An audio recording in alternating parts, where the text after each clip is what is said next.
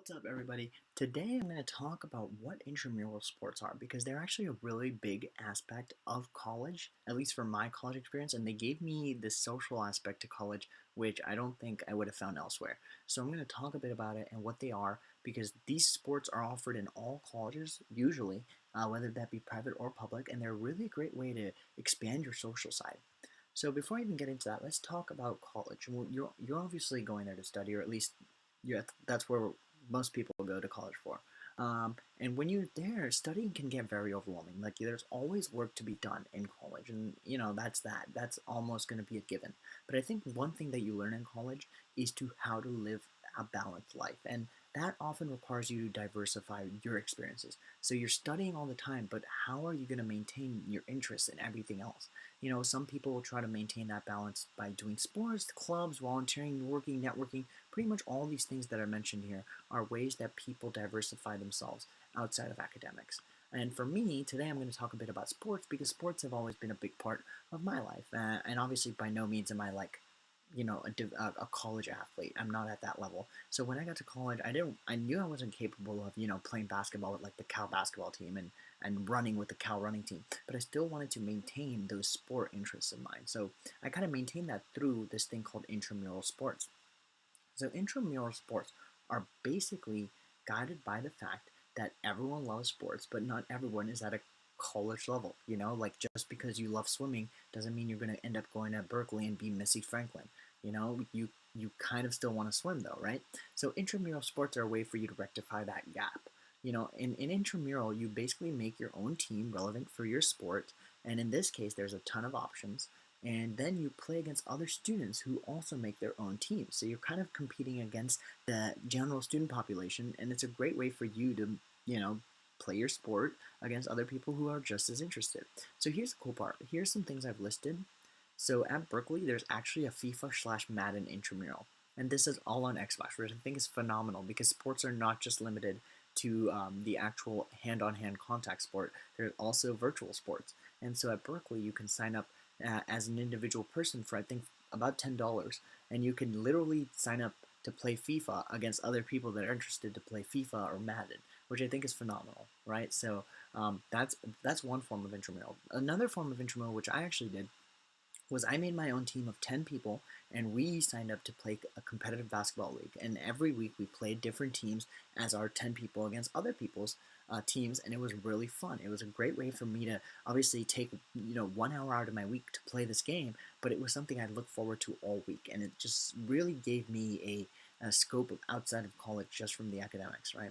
Another thing I also ended up doing was ultimate frisbee. Thanks to my roommates who are interested in this, I actually joined their team and I got exposed to this whole new sport that I'd never played before. And intramural is not just for sports you're already doing, but it's also a great way for you to explore new sports. So I played ultimate frisbee. That was also super fun. Another thing I look forward to was the fact that we had a game every week, and every semester you can pick one of these sports to do. And so one semester I did basketball, another semester I did frisbee, and it's just a really, really great way to be in a sport that you like. There's volleyball too. There's a ton of sports, okay?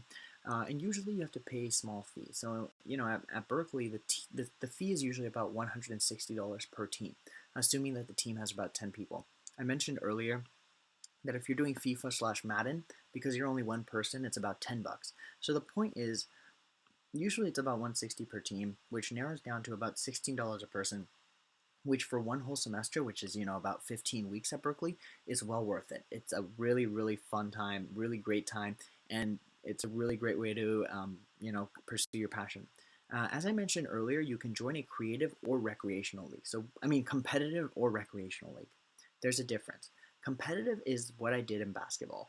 You join the league and you're playing hard 110%, usually with other people that know and have been playing basketball for a while. Recreational is when you want to get to know a new sport, or maybe you already know the sport and you just don't want to play intensely. You want to play for fun. You want to teach some of your friends how to play the sport. That's recreational. So when you play competitive, there are refs there. You're pretty much competing all the time. In recreational, you have much less of a pressure to compete and much more of a chance to intermingle and explore a new sport that you might not have played before. In any intramural sport, you'll play anywhere between 8 to 10 games throughout the semester, at least based on my experience. You have one game per week, which is again something I look forward to, and really gave me, it's always nice when you have something to look forward to in the week. In high school for me that was like watching a lot of TV shows, but in college that was actually this, which I thought was phenomenal. And then obviously, if you do competitive, you'll have like a certain number of wins and losses. So you'll play a game every week, and your record will be actually kept by the school. Okay, and you will then have, if you're in a competitive league, you'll have playoffs, and then you'll have the finals. So it's literally like you're pretty much a competitive athlete playing in like the NBA, except you're playing amongst your peers, which I think is so fun.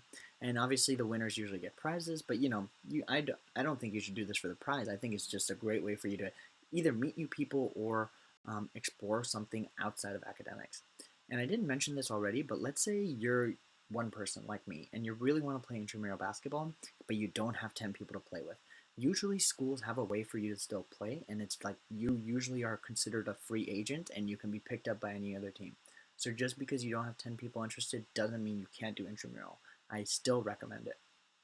Um, and so with that, let me just end some closing points. So intramural sports are a great way to unwind and really give you something to look forward to.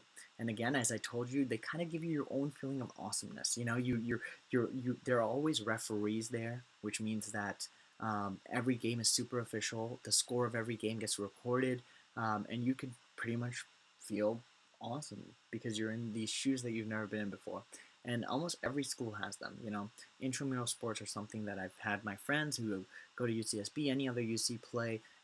Private schools also have them. It's just a great, great program that almost every university has.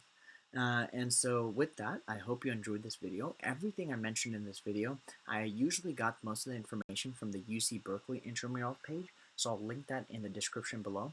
But if you have any questions for me, let me know. But I strongly suggest you look into intramural sports, explore some new sports. I would have never found Ultimate Frisbee if I hadn't done intramural. So check them out, and I hope this video helped you. I'll see you guys in the next one. Hey, thanks for watching the video. Really appreciate it. You want to check out any of my other videos, there's going to be one right here. Another link to one of my videos right here. And another video right here. Why not? I'll put one video right over here. And last but not least, if you want to subscribe to this channel, really appreciate it because I'm still an early YouTuber trying to get it down. But a subscription button should be right over here. So please subscribe. Cool. Thanks. See you guys in the next one. Hope you find these videos helpful.